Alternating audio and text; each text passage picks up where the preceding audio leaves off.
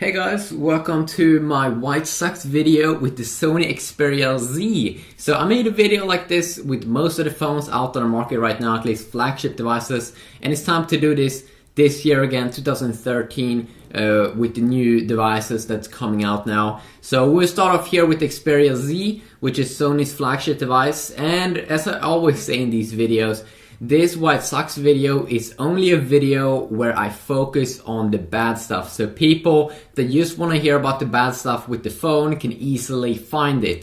I think there's a lot of people that just want to know everything that sucks with the device. I also might do a video about all of the awesome things with Xperia Z. I'm actually working on a full review right now. There's going to be like 1,500 different words on my Xperia Z website.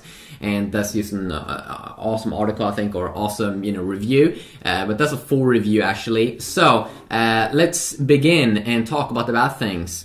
So the first thing that is kind of bad and that a lot of people have mentioned on different various websites is that the viewing angles of the TFT LCD screen on this phone, it's not good. At least not if we compare against Samsung's Super AMOLED display that they do have on their Galaxy S3 and their Galaxy Note 2, and also Apple's LED backlit IPS LCD display also performs better in terms of viewing angles, and also Sony's last generation Xperia S flagship device also do perform better in terms of viewing angles, because that one did have a Super AMOLED display, but this one is actually kind of poor. And sometimes, let's say, when can this be a real problem in real life? Well, let's say you have the phone right next to you and you're working with your computer, then you can see some weird viewing angles. And let's say someone is looking next to you, you're viewing a movie or something, and your friend want to see, then the viewing angles is getting kind of important there. So a little bit disappointing there with the viewing angles. Actually, I think that's very, very annoying with this phone. If we continue now, also this is a speaker issue. So we have the speaker down here on the right side of the phone, and the problem with that one is that first it's kind of low. I think some reviewers have said it was kind of high. I think it's very, very low, and on high volume it actually doesn't sound extremely good. But the main issue I have with this is that, let's say I play a game, you usually hold your hand over here, and then you can't hear the game like loud because you have the hand where the speaker is. But that's something that you gotta train away. But I think it's kind of like a poor design change, or a design decision that they took, that they would have the speaker where you hold kind of like your hand when you play games like this. So I thought that was kind of retarded. Also, this phone is kind of like fingerprint and like dust magnet. Now, when you buy this device, you will see the Sony logo up top. I did remove the shatterproof little thing up here, so that one did also easily got scratches, so that's why I did remove it. So I hate it that they put the Sony logo on the shatterproof screen. Let's say you don't want to have that. They should have put the Sony logo on top of the phone and then put on the shatterproof thing. But this phone still seems to be a little bit more of a fingerprint magnet from my experience, both on the back side because it's the glass back, but also on the front side, compared to my Galaxy Note 2 and some other phones out there. So a little bit also disappointing there. When you buy this phone, you should definitely, I think, continue to use the shatterproof display. The shatterproof thing is that you have that on top of the glass, so if the glass breaks, you won't have glass parts all over the phone. And then also, when you buy this phone, you get actually screen protectors for both the front and the back, I'm pretty sure, so you should also definitely put that on, and maybe you get less of a fingerprint magnet phone if you do that. Now, also the video mode. This phone is using a 30 megapixel camera. It's using an XMAR RS sensor, bumping up from the XMAR R sensor that they did use kind of like in the Xperia S last year. The video performance is still a little bit choppy compared to the Galaxy S3, and I did check out this Swedroid's review, and they actually did say this, and you could actually see it on videos, that video mode wasn't that good on the Xperia on the Xperia Z's 30 megapixel camera compared to Galaxy S3's 8 megapixel camera. The 8 megapixel camera on the Galaxy S3 actually did provide a little bit more details and also a little bit less of a choppy experience. It's still better than last generation XMR sensor. This is the RS sensor. So that's something also you might want to know. Now, also the battery life. The battery is a little bit higher than last generation flagship device from Samsung. It's 2,300 milliamps compared to Samsung's last generation 2,100 milliamps.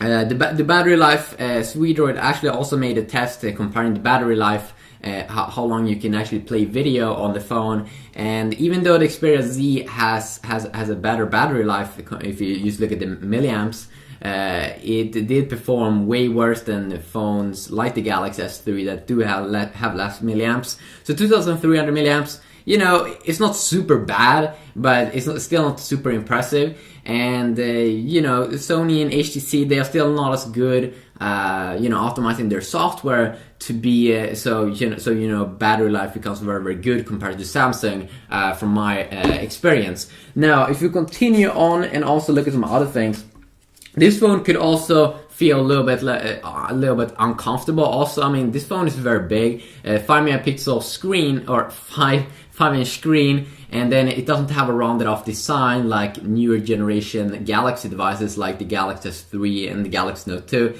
I mean, those phones from Samsung, they are big, but they also have clever design where they are a little bit more rounded off. Now, this design actually is a little bit, you know, it has a rubber design here on the sides, and you can see here that it doesn't feel as good as holding a Galaxy Note 2 and a Galaxy S3. And then also you can see that they have virtual keys built inside of the screen, but they still have this huge bump at the bottom, which I actually don't know why they have that. It feels actually very weird. They should definitely cut that off and have a rounded off design. I definitely think that would be have a nicer feeling of having it, you know, comfortable holding it in your hand. You know, it's still, I don't think it's super bad, but you know, it's not super good either.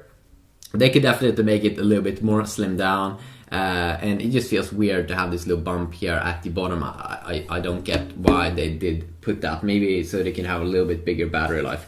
I have no idea. Now, also one thing here is that we don't know right now when this phone is gonna get Android 4.2 Jelly Bean. So right now it's having Android 4.1 Jelly Bean. I don't think it's being shipping out with Android 4.1.2 Jelly Bean. And this is a flagship device for this year. And we do know, I'm pretty sure we will see the Android 4.2 coming with the Galaxy S4, so it actually feels like you will have to wait a little longer until you will get it on the Xperia Z, because Sony hasn't announced an official update, you know, when this phone will get Android 4.2. So if you just want to get the latest Android, the Samsung's flagship device Galaxy S4 will probably be the best for that.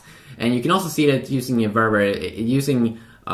you know, compared to Nexus 4, that's the stock version of Android. This one with Sony's skin here is using a very, very light skinned operating system compared to, or on top, you know, skin on top of Android compared to Samsung and HTC. So that could be something that you want to check out. If we continue on, and this is something that I also did see, that the camera app starts a little bit, it takes a little bit too long, I think, to start off the camera app on this quad-core device. I did see on Swedroid's review, they were saying that it did take 6 seconds to open it up. I think it actually take around from a cold start to open up in like 3 seconds. So 1, 2, 3. Yeah, I mean, it takes like 3 seconds to open up the camera app on this quad-core device. Maybe they should definitely make some software improvements on that, because also the experience here when you scroll like this, it actually did feel better for me when the Galaxy S3. The Galaxy S3 actually feels a little bit more better optimized. So I definitely think that on the software side, they can definitely make some software improvements here in terms of the speed. This is a quad-core device and it should actually do, you know, perform better than the S3, but Sony definitely has some stuff to work on. So this was my quick little video talking about the what sucks things. Do you know any more things that sucks with this device? Please write about that in the comment section down below, or you can just write your own opinions down below. And remember, haters are gonna hate. Yeah, peace.